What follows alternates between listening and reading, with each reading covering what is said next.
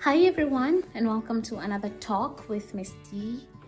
And to start us off in this channel, the first topic I want us to talk about is things I wish I knew before becoming a teacher.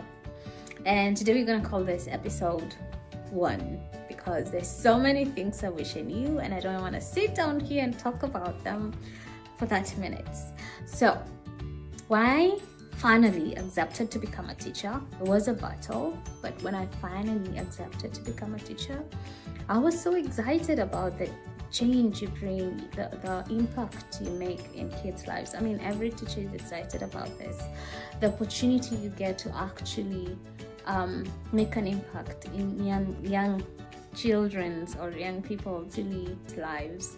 That's usually something every teacher looks forward to. The excitement of a classroom, all these amazing little things that happen in a classroom that make you very proud of your kids and even yourself sometimes.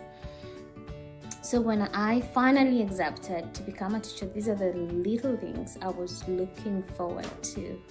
And trust me, I was excited about it.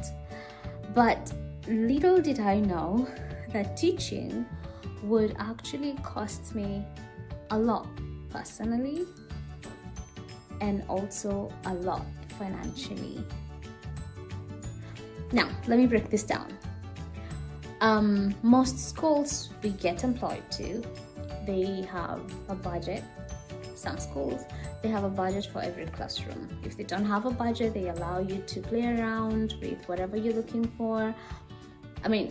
Look for whatever you want, and then they can play around with the budget, the school budget, and can get you whatever it is that you want. Some schools. But then you find most schools don't have a classroom budget. And if they do, it's for things that matter, And to you as a teacher, that pencil holder matters to you, but it doesn't really matter to the school. Those colorful cards for your art or craft project really matter to you, but to the school, no, we can do without those crayons, those gel pens that you think would be really nice if the students had. To the school, it's like, we get them color pencils, that should do. So you find that as a teacher, you're buying a lot of little things for your students with your own money. Now, to some teachers, they have a rule where I'm never going to buy anything for my students, ever. If it's not provided, I'm doing without. But then you have some of us who feel like, no, this would make a huge impact in my lesson. This would make a huge difference in the way these kids learn this specific topic. This will make a very huge difference in the way these kids hold their pencils. It's possible to ask the parents for these things, but sometimes you find that it's easier if I just get it for myself, And so you find yourself shopping a lot, getting a lot of stuff for your students with your own money that eventually you don't get refunded. And the second thing that teaching really drains you with is your personal life. Now, I've had friends say, oh, you're so lucky you get 3 holidays in a year.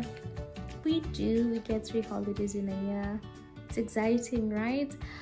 We leave work at 3 p.m. or sometimes 4 p.m. from 8 or 7:30. But do you know that also when I get to my house, I sit down and I wonder, what can I do to help that child master their phonics? What can I do to help that child blend word sounds like every other child in my class?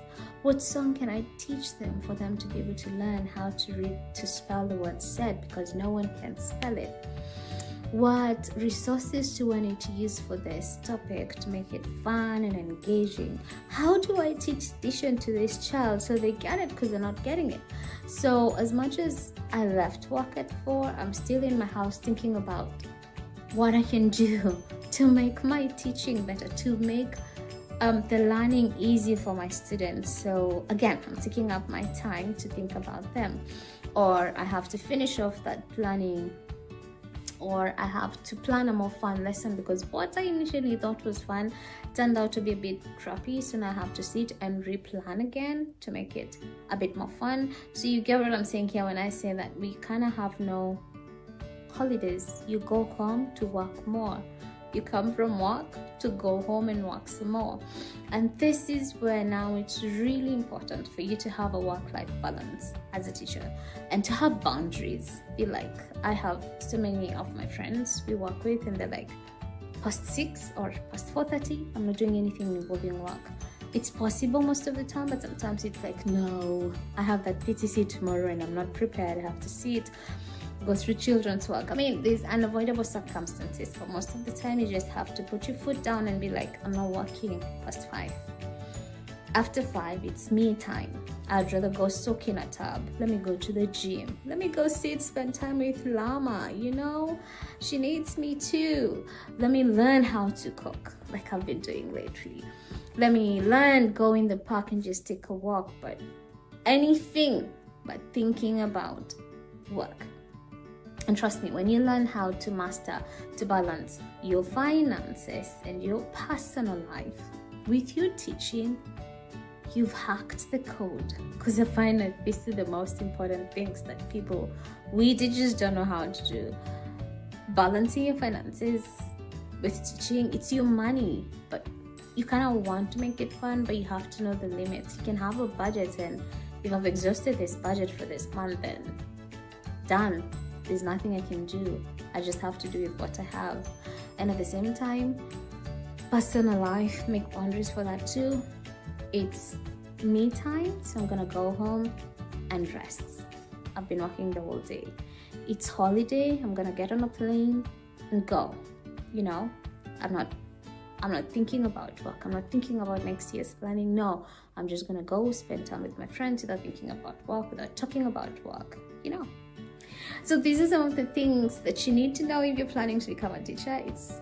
It's fun teaching, but it also comes with its little downsides that no one really tells you about. So thank you for joining me on part 1. I'm gonna be bringing part 2 and making it a bit more personal to me. Part 1 was very general.